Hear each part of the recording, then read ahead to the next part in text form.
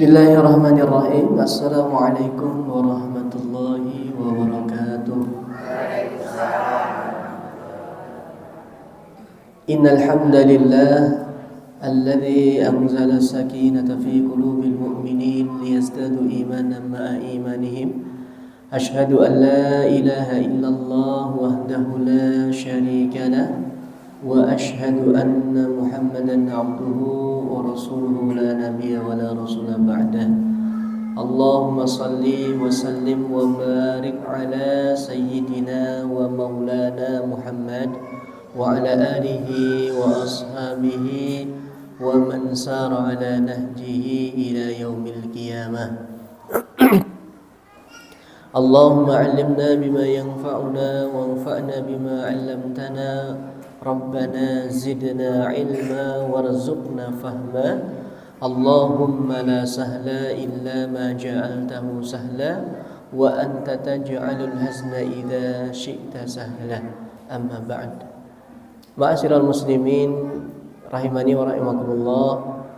Alhamdulillah, pertama-tama syukur senantiasa kita panjatkan kepada Allah Subhanahu wa taala. Berkat nikmat dari Allah Subhanahu wa taala kita dipertemukan oleh Allah taala pada kesempatan pagi hari ini. Semoga pertemuan kita, perjumpaan kita mendatangkan kebaikan, mendatangkan keberkahan dan rahmat dari Allah Subhanahu wa taala. Salawat serta salam kita aturkan kepada uswah kita baginda Nabi Muhammad sallallahu alaihi wasallam, kepada keluarganya, para sahabat, para tabi'in dan orang-orang yang senantiasa mengikuti melaksanakan sunnah beliau sampai yaumil qiyamah.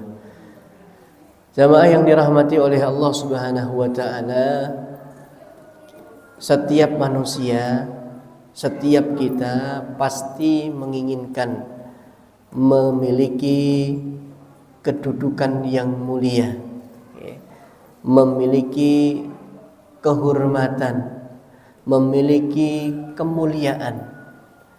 Dan ternyata ada beberapa perkara yang bisa membuat derajat kita diangkat oleh Allah Ta'ala, yang membuat Allah Subhanahu wa Ta'ala memuliakan kita, ya.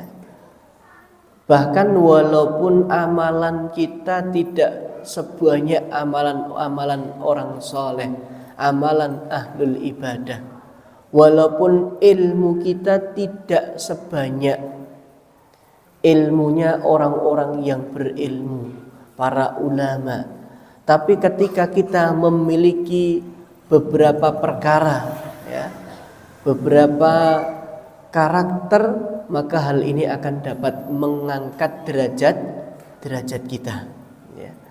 Sebagaimana yang disampaikan oleh Al-Junaid, ya, di mana perkataan Al-Junaid ini dinukil oleh Imam Al-Ghazali di dalam kitab Al-Ihya Ulumuddin. Beliau menyampaikan, arba'un yarfa'ul abda ila darajatil a'la.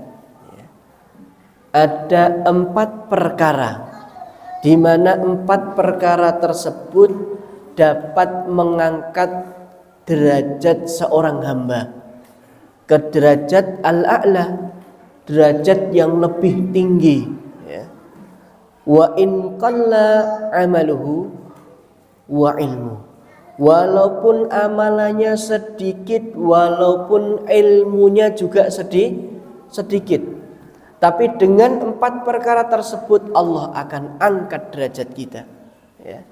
Apa 4 perkara tersebut? Ini nanti yang disampaikan, nasihat yang disampaikan oleh Al-Junaid, ya, yaitu al-hilmu. Beliau lanjutkan nih, al-hilmu wat-tawadhu'u was-sakha'u wa husnul khuluqi wa dzalika akmalul iman.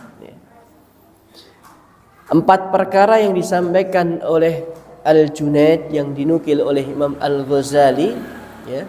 Yang pertama perkara yang dapat membuat terangkatnya derajat manusia, membuat seorang manusia menjadi mulia baik di dunia ataupun di akhirat. Perkara yang pertama adalah al-hilmu. Hilmu, bukan ilmu. Apa itu hilmu? Ya, al-hilmu itu adalah as-sabru, yaitu kesabaran. Ketika seseorang memiliki tingkat kesabaran yang kuat, ya, ia memiliki kesabaran yang luar biasa, maka niscaya orang ini akan Allah angkat derajatnya. Niscaya orang ini akan dimuliakan oleh Allah Subhanahu wa ta'ala. Bahkan Allah Subhanahu wa ta'ala mendorong, ya, supaya manusia itu berlaku sabar. Ya. Apa diantaranya? Firman Allah Ta'ala, wasta'inu bis-sabri was-salah. Mintalah pertolongan dengan sabar. Ayo sabar. Ya. Kenapa kalau kita bersabar apa yang kita dapatkan? Mungkin kita akan bertanya demikian. Ya. Banyak ayat yang disampaikan oleh Allah Ta'ala, wallahu yuhibbus sabirin, dan Allah mencintai orang-orang yang bersabar. Ya. Innama yuwaffas sabiruna ajruhum bighairi hisab. Sesungguhnya akan disempurnakan pahala orang-orang yang bersabar bighairi hisab. Sampai seberapa sempurna? Sampai tidak terhitung. Pahala orang yang bersabar tidak terhitung. Ya. Kesabaran kita akan mendapatkan banyak pahala, ya, ketika kita mampu bersabar. Dan tentunya bersabar di sini nanti meliputi 3 perkara, ya. Sebagaimana yang disampaikan oleh Syekh Utsaimin, ya, mengenai kesabaran seorang manusia itu meliputi 3 perkara. Yang pertama as-sabru, ya, ala ta'ah, ya, was-sabru litarkil ma'asi, was-sabru 'alal musibah. Ya. Yang pertama, sabar itu dalam perkara ketaatan. Tiyang ingkang ajeng taat dumateng Allah, orang yang bertaat, melakukan ketaatan kepada Allah, itu membutuhkan kesabaran. Tidak mudah dan tidak gampang. Dan sabar itu pasti berat. Makanya ada kata-kata bijak dari para ulama, as-sabru murrun madzaqatuhu. Kesabaran itu pahit rasanya. Pahit mboten, Bu? Pahit, sabar itu pahit abot.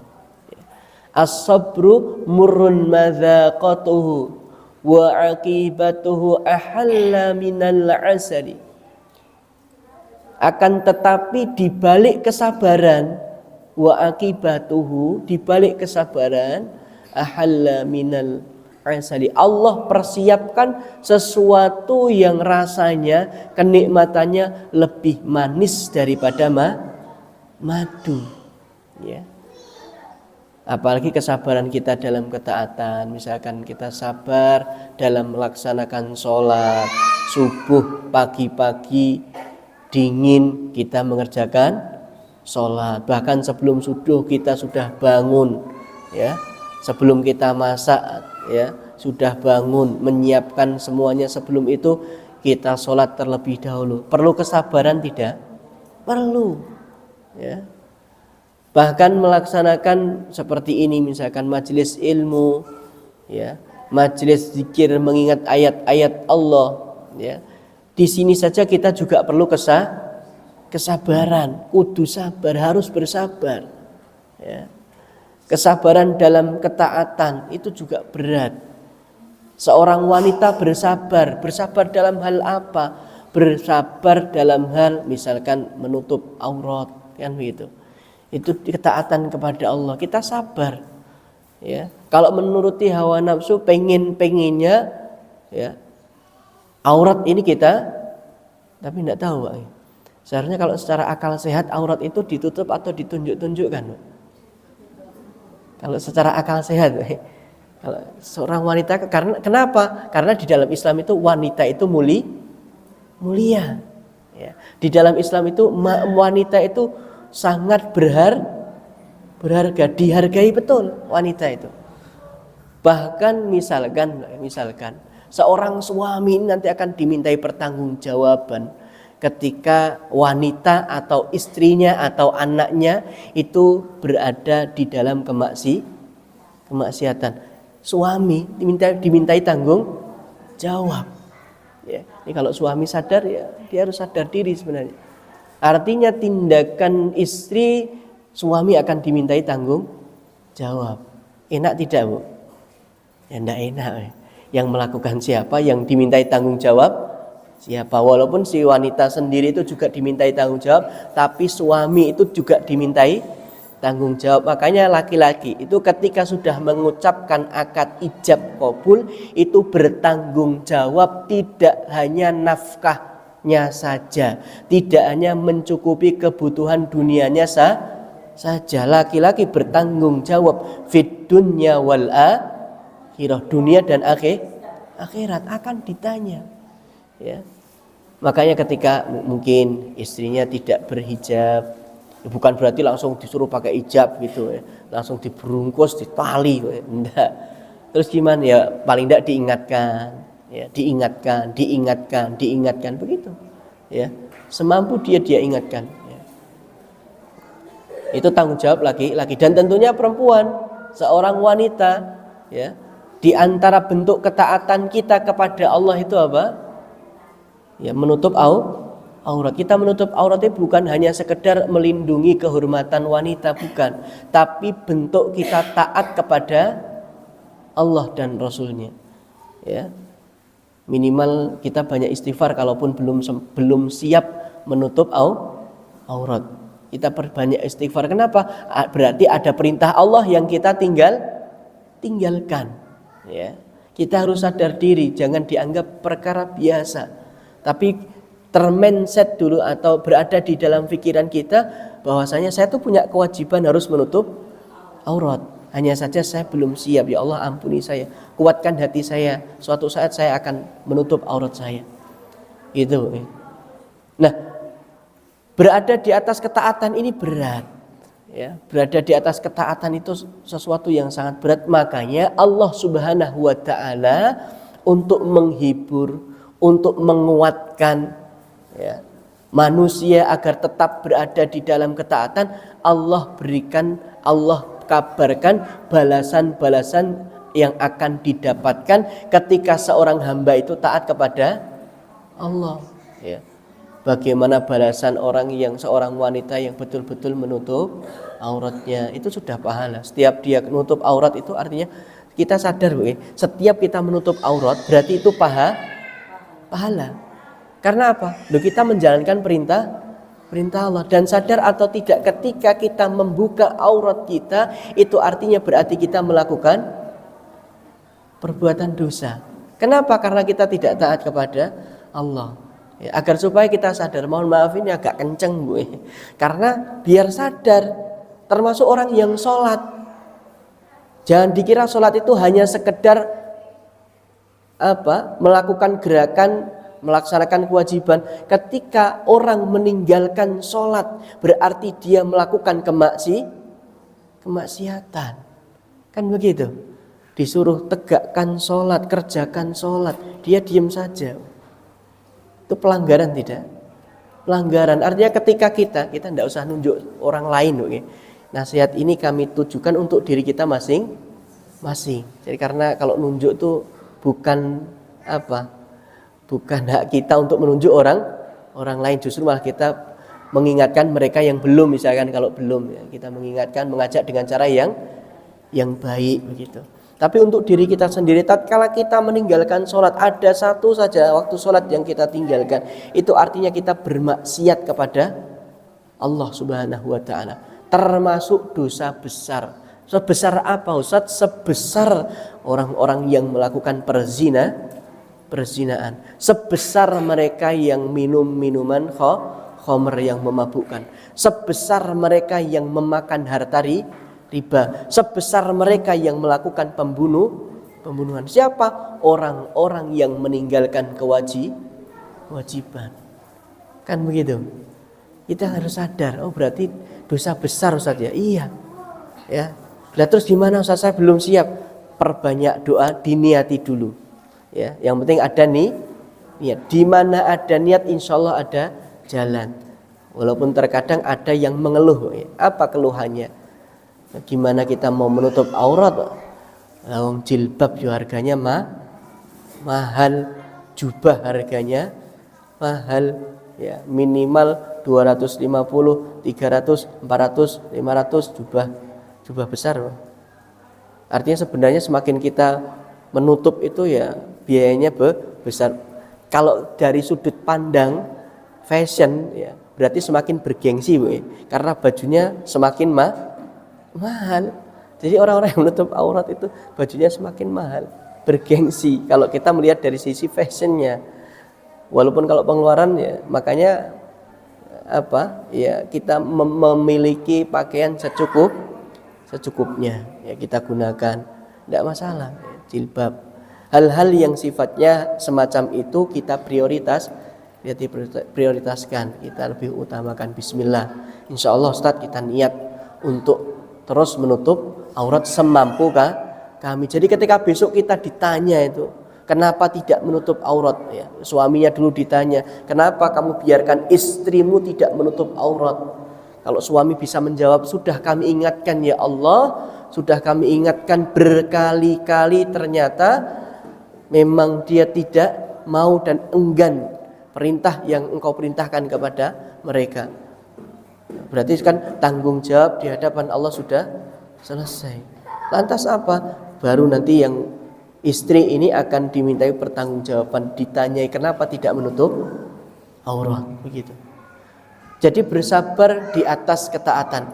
Artinya ketika kita di atas ketaatan butuh kesabaran, sing sabar.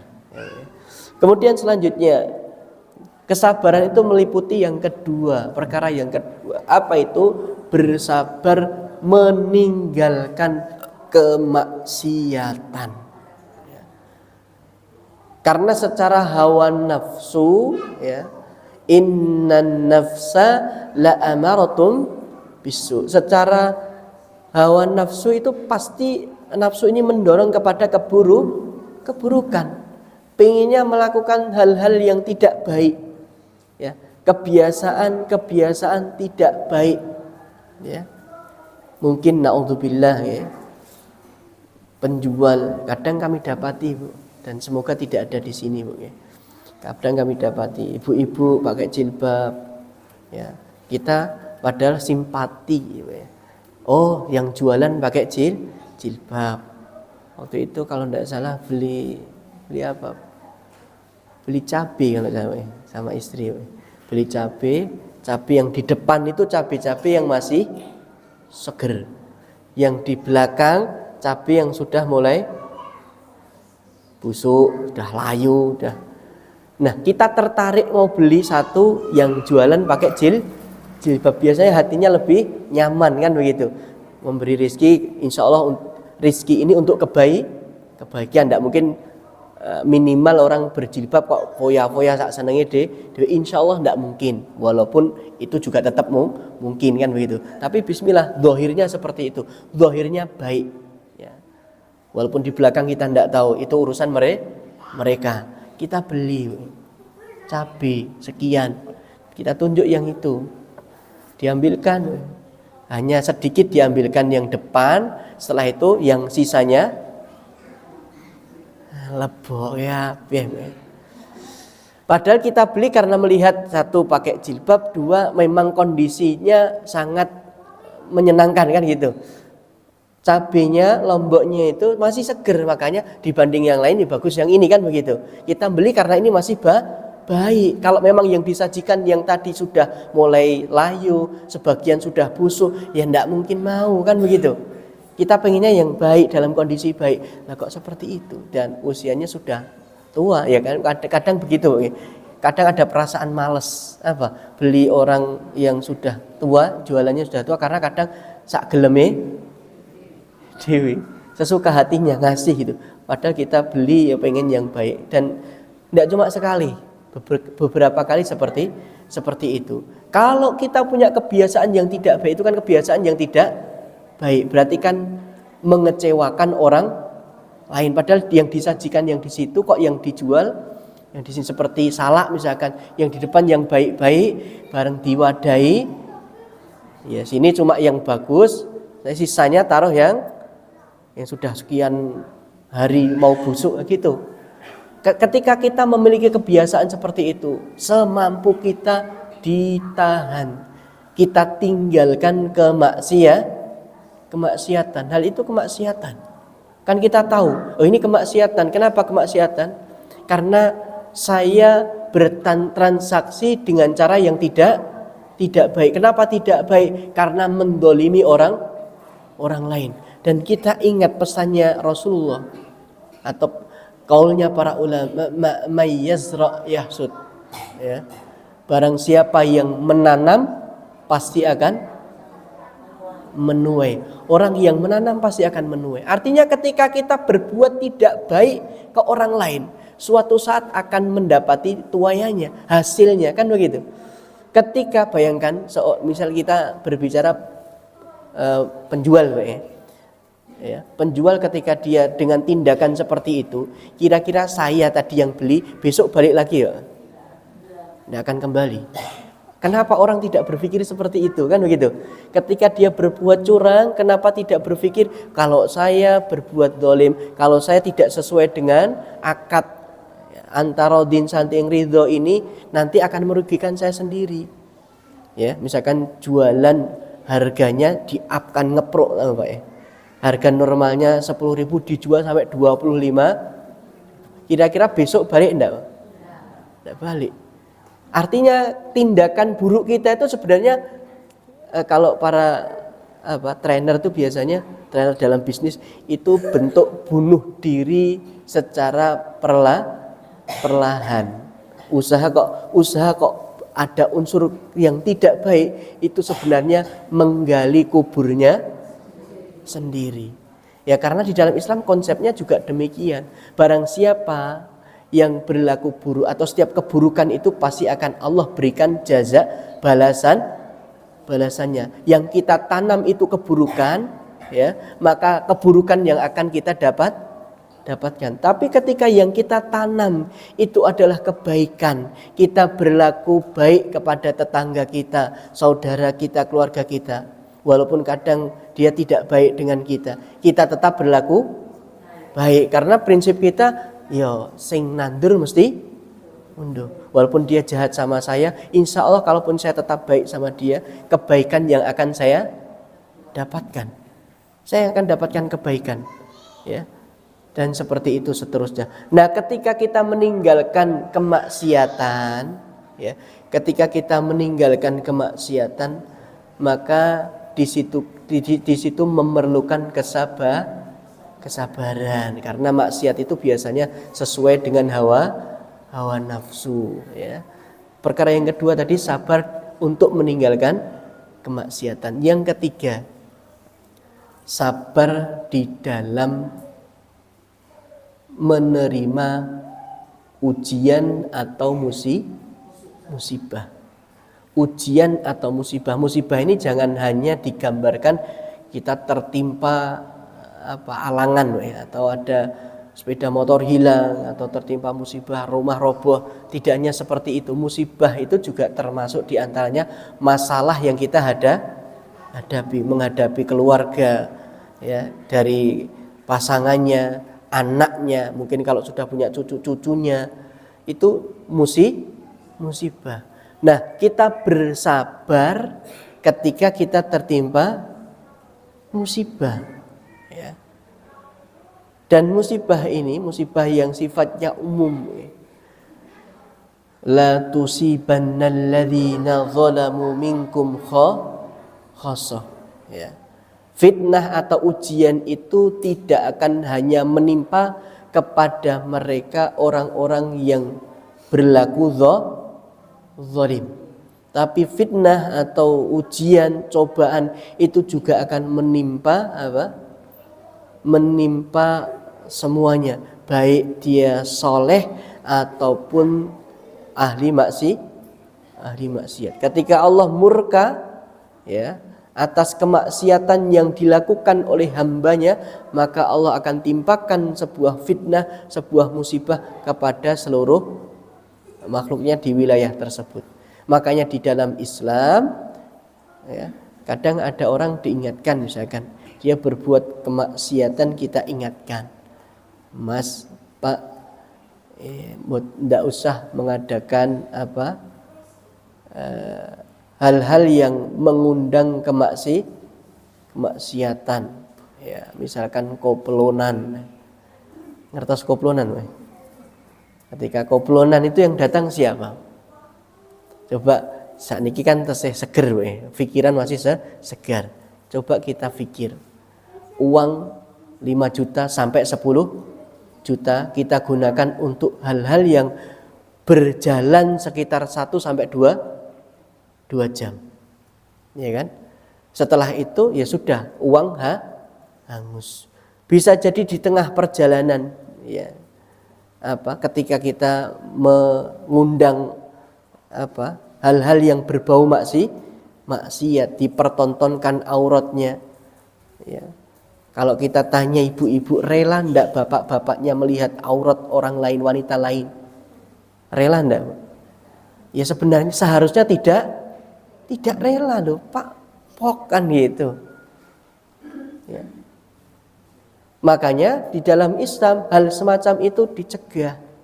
Ya. Karena nanti ketika itu tidak dicegah akan muncul banyak kerusakan. Kalau koplonan misalkan seperti itu, biasanya gandengannya sama apa? Jogetan, betul tidak? Jogetan itu pasangannya apa? Khomer, betul tidak? Kalau di tempat kami biasanya dulu begitu, dan akhir-akhir ini ada muncul seperti itu. Pasti pasangannya khomer, dan ketika minum khomer apa yang terjadi? Pertikaian, geger, ya, tanggapan geger, acara berlangsung dengan tidak nyaman. Bayangkan, uang puluhan juta hangus. Coba bayangkan kalau misalkan kita punya mantu, ya, seperti uang 10 juta kayak mantu nih, go modal dodol bakso. Lebih menguntungkan mana? Menguntungkan mana? Kita berikan mantu nih oleh 10 juta buat usaha, ya, 12 juta buat usaha, 15 juta, kan tanggapan seperti itu. Ya bukannya saya melarang, tidak. Coba difikir kembali gitu. Kita pikir dengan akal sehat kita. Loh Mas, saya dulu sudah pernah. Kalau yang sudah pernah itu sudah tidak perlu disesali, cukup menjadi pelajaran. Oh ya udah, berarti anak saya yang kesekian, loh anakku entek saat, ya sudah, kita banyak beristighfar kepada Allah, kan begitu. Ya. Tapi ketika belum, ya coba dipikir kembali, uang yang sekian puluh juta, kadang kami pribadi berpikir begitu, ya. Karena kami juga tahu seperti itu, madharatnya, kerusakannya lebih banyak daripada manfaatnya. Coba uang berapa nanggap segitu, sekian puluh juta, Masya Allah. Uang segitu kalau misalkan diberikan modal buat menantunya, atau dipinjamkan kepada saudaranya, atau bahkan disedekahkan di jalan kebaikan 10 juta, itu nanti akan menjadi amalan yang akan kita panen di akhir. Ada yang sanggup 10 juta diinfakkan, tidak sembarangan orang, ya. Makanya kalaupun kita belum siap sedekah, ya kita berikan ke orang lain biar manfaat. Makanya kalau ada kemarin tuh, Masya Allah, ya, ada tetangga kampung juga jamaah pengajian ngadakan resepsi itu unik. Uniknya gimana? Uniknya itu resepsi diadakan di gedung, ya tentunya dipisah ya. Ini jamaah, bukan jamaah, ini tamu perempuan, sini tamu laki-laki. Ya. Setelah itu tamu masuk sana sini dan tidak menerima sumbangan. Bukan karena merasa sombong, saya orang kaya, bukan. Ya. Bukan begitu, ya. Akan tetapi tidak mau merepotkan orang lain karena memang sudah cukup, karena walimatul urs itu memang walimah itu kan perayaan, ya, untuk mengumumkan bahwa anak saya sudah menikah begitu. Makanya diundang untuk makan-makan. Hanya saja kita punya tradisi yang sebenarnya baik. Tradisinya itu baik. Ngundang orang itu kan butuh modal. Kadang orang tidak punya modal, tetangganya pada bantu. Makanya namanya sumbangan. Tapi semakin kesini namanya bergeser menjadi pota. Sing bener sing pundi? Yang bener yang mana itu? Sumbangan atau potangan? Ya. Kan pada hakikatnya itu muncul tuh sebenarnya untuk membantu nyumbang. Makanya kalau nyumbang ya kadang ketika kami mau nyumbang begitu kan mau tidak ditulisi, pasti ditegur sama orang tua. Nanti dikira macam-macam kan gitu. Amplop kok kosong, ya sudah kita tulisi. Ya sudah. Dan kita tidak berharap kembali namanya sumbangan kalau kita mampu, misalkan 50.000, 100.000 itu sedulur muslim. Sudah, enggak usah dipikir. Dan enggak usah, kalau kami pribadi ya, karena kami pribadi juga pernah ada mbayei, sudah pernah, enggak usah. Kita tulis, terus gimana? Kembalikan semampu kita. Kalau memang dulu pernah kita enggak ada sumbangan juga, ada saja yang komentar. Termasuk tadi teman tadi mengadakan walimatul urus yang datang banyak. Jamaahnya yang datang walimatul urus itu banyak. 1, 2, mungkin 3 kampung diundang banyak, sak gedung itu penuh sampai panas, ngumpul-ngumpulan. Ya. 1 tidak menerima sumbangan. Keluarnya juga tidak memalukan ya, Masya Allah. Ya. Makanya juga sebagaimana acara nikahan istimewa juga. Setelah itu tambah istimewa lagi.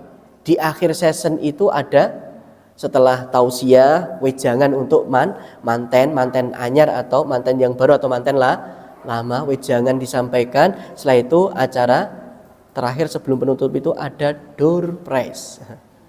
Door prize dari yang punya hajatan ini memang mengadakan door prize. Ternyata di entah mangkoknya atau di kursinya, saya masih ingat.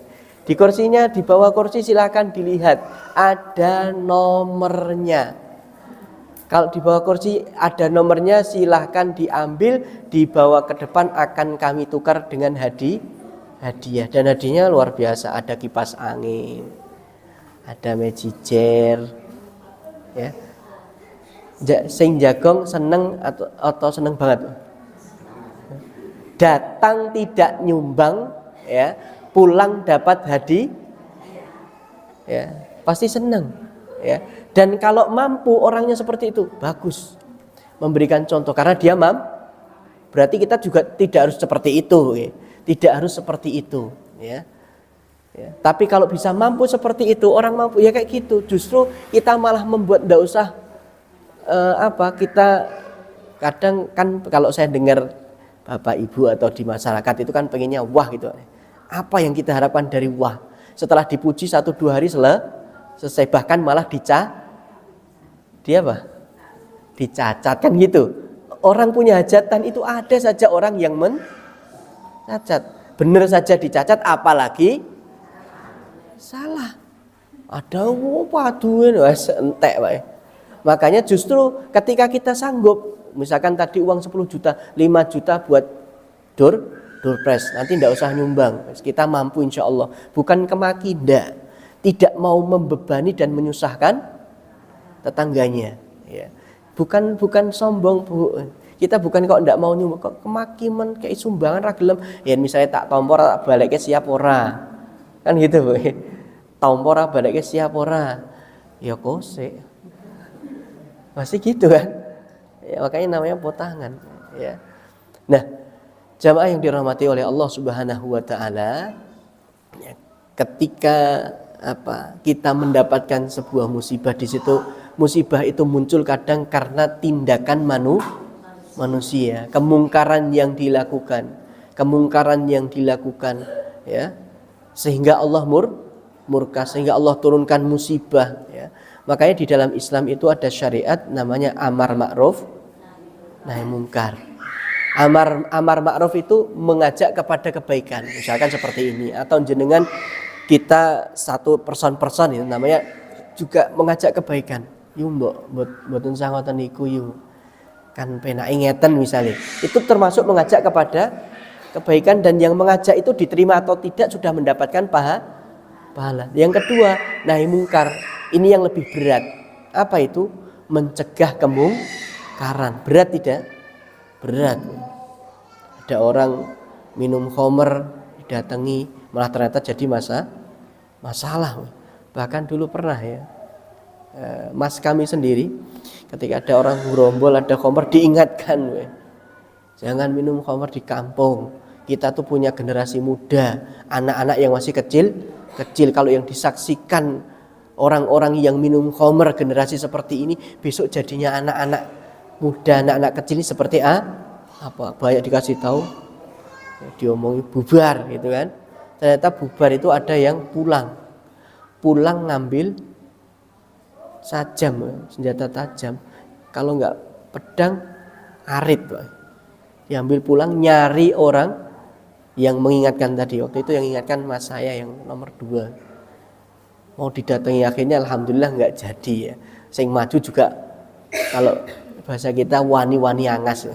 Sing maju pakai senjata tajam tadi juga wani-wani angas. Dulu belum rame laskar gitu, masih jarang dulu, ya. Akhirnya alhamdulillah dari situ terjadi pembicaraan di kampung, ada pelarangan, ada keputusan dari kesepakatan kampung tidak boleh meminum khamr di wilayah kampung karena bisa merusak generasi. Wallahu a'lam bishawab. Jadi seperti itu, sabar dalam musibah, ya. Kemudian kita lanjutkan, ya. Setelah kita berbicara bahwasanya di antara perkara yang bisa mengangkat derajat kita ialah kesabaran. Kemudian yang selanjutnya adalah at-tawadhu. Tawadhu atau kalau diartikan ke bahasa kita rendah hati, ya. Rendah hati, orang yang bisa memiliki sifat karakter rendah hati ini, niscaya mereka akan dimuliakan oleh Allah. Allah akan angkat derajatnya, dimuliakan di dunia dan dimuliakan di akhir. Dan ini sudah menjadi janji Rasulullah sallallahu alaihi wasallam. Wa ma yatawaddaa ahadun illa rafa'ahu Allah. Tidaklah seseorang itu berlaku tawadhu, bersikap tawadhu, illa kecuali pasti akan diangkat oleh Allah Subhanahu wa taala. Akan Allah angkat derajatnya, ya. Kenapa orang bisa berlaku tawadhu? Karena orang ini sadar diri. Sadar diri kenapa? Kalau dia kaya, dia sadar kekayaan saya ini hanya titipan, pemberian dari Allah. Ya, saya juga usaha sebagaimana yang lain. Yang lain juga usahanya sama saja, tidak sekaya saya. Artinya sebenarnya rezeki ini adalah pemberian Allah, titipan dari Allah. Kalau kita meninggal sudah selesai. Yang kita banggakan kita tinggalkan. Dia sadar diri. Rumah megah, ya, rumah mewah, mobil bagus, motor bagus. Itu semuanya kalau kita sudah ajal menjemput akan kita tinggalkan. Jadi tidak pantas kita berlaku sombong, berbangga diri, congkak di hadapan orang lain hanya perkara dunia. Karena apa? Perkara dunia itu, rezeki itu sudah ada jatahnya masing-masing, ya. Ya kan begitu. Buktinya apa? Buktinya kan banyak, sama-sama penjual buah-buahan kanan kiri, ternyata rezekinya juga sendiri.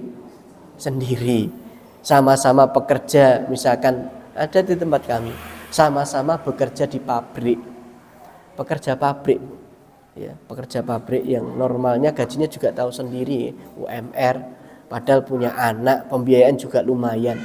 Ternyata apa? Dengan pekerja pabrik yang lain rezekinya beda. Bedanya apa? Pekerja pabrik yang satu ini sampai punya mobil, motornya juga motor di atas 25 jutaan.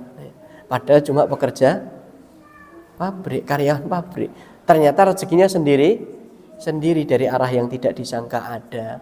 Ya, ternyata investasi sapi di pabrik, kerja serius, dia nabung belikan sapi, investasi sapi. Ternyata begitu, rezekinya sendiri. Makanya enggak layak kalau kita bangga dengan apa? Kekayaan kita, ya. Lebih banyak, masih banyak. Kadang kalau kami pribadi, di atas langit masih ada langit. Jadi enggak usah kementus, kan gitu. Enggak usah, karena banyak orang yang kaya lebih dermawan daripada kita, kan gitu. Kekayaan, kecakapan, pinter ngomong, apalagi cuma masalah rupa, masalah wajah, cantik, ganteng, masya Allah. Ngapain kita bangga dengan kecantikan kita? Ngapain kita bangga dengan bentuk tubuh kita? Kecelakaan sedilit, jebret, wassalam, natura hilang. Betul enggak? Artinya kita tidak pantas berlaku sok bangga dengan apa yang kita miliki. Sebenarnya apa yang kita miliki saat ini semuanya hanyalah pemberian, ya, jatah pemberian yang ngepasi kita. Misalkan ternyata kita lahir di keluarga kaya, kan ngepasi, Pak. Dilahirkan di keluarga kaya, ditakdirkan di situ. Jadi jangan merasa sok-sokan. Ya, makanya ketika misalkan kita punya banyak kelebihan, orang kaya sikapnya, sifatnya rendah hati, seneng dong. Orang di sekelilingnya bangga tidak? Justru malah bangga. Bosku lho penak banget, kan begitu. Dia kaya mobilnya telu, tapi karo karyawane biasa banget. Tidak menunjukkan sama sekali dia seorang bos, menampak-nampakkan tidak. Justru dengan itu para karyawan malah segan, betul enggak? Semakin segan, semakin dihormati. Ya karena janji Allah begitu. Ketika kita bersikap tawadhu, Allah akan angkat derajatnya. Yang ketiga, ya, yang membuat derajat kita diangkat ialah as-sakha'u. Apa itu as-sakha'? Tadi dermawan. Ya. Dermawan. Walaupun ilmu kita sedikit, amalan kita sedikit, ketika kita dermawan, insya Allah Allah angkat derajatnya. Harta itu tidak bermanfaat, betul. Harta itu tidak bermanfaat, salah. Maksudnya bagaimana? Harta tidak bermanfaat ketika digunakan di jalan-jalan yang tidak bermanfaat. Ya. Tapi harta itu akan bermanfaat, milik kita akan bermanfaat. Ketika apa? Kita gunakan untuk di jalan Allah, di jalan kebaikan, itu pasti bermanfaat. Ya. Dan ternyata tadi, diantaranya kalau kita kaya, kita sambung dengan sebelumnya, kita merasa kaya. Ternyata banyak orang-orang yang kaya dan mereka dermawan. Ya, orang kaya dermawan yang masih viral tuh, ya, yang diwawancarai Ustadz Fatih itu, ya. Di YouTube ada, ya, diwawancarai kok dia mewakafkan hotelnya, ya. Mewakafkan hotel diwakafkan, bukan hotel biasa, hotel bukan bintang 7, ya, bintang 5, ya. Ya, hotel bintang 5 diwakafkan. Diwakafkan itu kan berarti diberikan secara cuma. Padahal kalau dijual mungkin harganya di atas 1 miliar, 2 miliar, 3, bahkan mungkin ratusan miliar. Tapi diwakafkan begitu saja. Karena dia sadar harta ini hanya titipan dan ini akan bermanfaat kapan? Ketika kita bagikan dengan yang lain. Makanya tadi kalau ada orang sombong, banyak orang yang lebih kaya tapi lebih baik. Ya. Tapi kadang ada yang komentar begini, ya, lumrah Mas wong sugih, kan gitu. Lumrah orang kaya. Nanti dulu, berapa banyak yang kita saksikan orang kaya tapi medit? Banyak tidak? Ada tidak? Ya, ada. Kaya tapi medit. Artinya kaya itu bukan jaminan bisa bersikap dermawan. Ya, makanya di dalam ayat itu Allah sampaikan ciri-ciri orang-orang yang akan masuk ke surga itu apa? Alladzina yunfikuna fis sarai wad dharra. Mereka orang-orang yang berinfak di jalan Allah baik dalam kondisi lapang ataupun dalam kondisi sempit. Jumat berkah ya. Kondisi lapang buat nasi bungkus 100, taruh masjid. Oh, masjid sudah ada, bagikan atau masjid yang lain ya. Pas rezeki lagi sempit ya sudah bikin 10 bungkus ya. Yang penting apa? Latih. Karena sebenarnya di dalam Islam itu kita itu didorong memiliki mental orang yang kaya, mental orang yang suka memberi, bukan mental yang sering dan meminta ya. Mentalnya mental orang kaya. Seorang mukmin itu mentalnya orang kaya. Makanya dihasung untuk bersedekah. Dari sini nanti sebenarnya motivasi dari Allah dan Rasulnya agar umat itu giat dalam mencari uang. Usahanya maksimal, adapun hasil kan diserahkan kepada Allah. Ketika Allah lapangkan rezekinya, sedekahnya juga bisa semakin banyak. Ketika kita dermawan, insya Allah akan kembali kepada diri kita. Ingat pesan Rasulullah, mana qasad shadaqatun min malin. Tidak akan pernah berkurang harta yang disedekahkan. Kita sebagai seorang mukmin meyakini betul, tidak berkurang. Makanya justru malah kebanyakan orang itu merasa apa? Tuman. Sudah sedekah kok, rezekiku tambah ya. Saya rasa kok sedekah, kadang ada masa di mana turun, tapi anjloknya itu yang lain, anjloknya terjun payung, saya anjlok tapi masih bisa bertahan. Kan begitu. Itu rezeki dari sedekah. Maka tidak heran orang mewakafkan hotelnya. Bapak tadi yang adakan persepsi ada hadiah tadi, itu sudah mewakafkan tanahnya hampir 1000 meter persegi, diwakafkan buat pesantren. Seperti itu. Orang-orang yang loss, kalau memang ada dia loss. Kita kalaupun misalkan tidak ada seperti tadi, Jumat berkah 5 bungkus kita buat sendiri, diisi yang paling baik ya. Kemudian kita berikan di masjid. Kira-kira ditolak atau diterima, Pak? Tidak mungkin takmir kok nolak. Mosok 5 bungkus tidak boleh. Tidak mungkin. Pasti makasih banyak, jazakumullah khairan. Semoga rezekinya berkah. Doanya pasti gitu. Walaupun sedikit kita latih diri kita, keluarga kita, bismillah. Misalkan kita jadwal 1 pekan, pokoknya harus mengeluarkan untuk sedekah. Misalkan minimal apa? Nasi bungkus di rumah, 5 bungkus dibawa ke masjid, atau 5 bungkus kita pas naik motor kita bagikan. Dimarahi tidak? Tidak ada yang marahi. Dibagikan. Tidak ada yang tahu. Disitulah ada keberkahan. Yang terakhir, perkara yang dapat mengangkat derajat kita walaupun ilmu kita sedikit, amalan kita sedikit. Yang terakhir itu husnul khuluq. Ya. Apa itu husnul khuluq? Perilaku, adab, akhlak yang mulia. Ya. Adab, sikap seorang muslim. Ya, kalau bahasa kita mungkin tata krama. Ya, sopan santun. Bagaimana orang tua dengan anak yang lebih muda, kan begitu. Rasulullah dalam persoalan ini juga keras. Karena adab itu salah satu tugas Nabi, diutus itu untuk menyempurnakan adab dan akhlak manusia biar semakin sempurna menjadi baik ya. Bagaimana orang tua, laisa minna man lam yuwaqqir kabirana wa lam yarham shaghirana. Bukan bagian dari umat kami. Mereka orang tua yang tidak menyayangi anak orang yang lebih muda. Bukan dari golongan kami orang yang muda tidak menghargai, tidak memuliakan orang yang lebih tua. Itu ada seperti itu.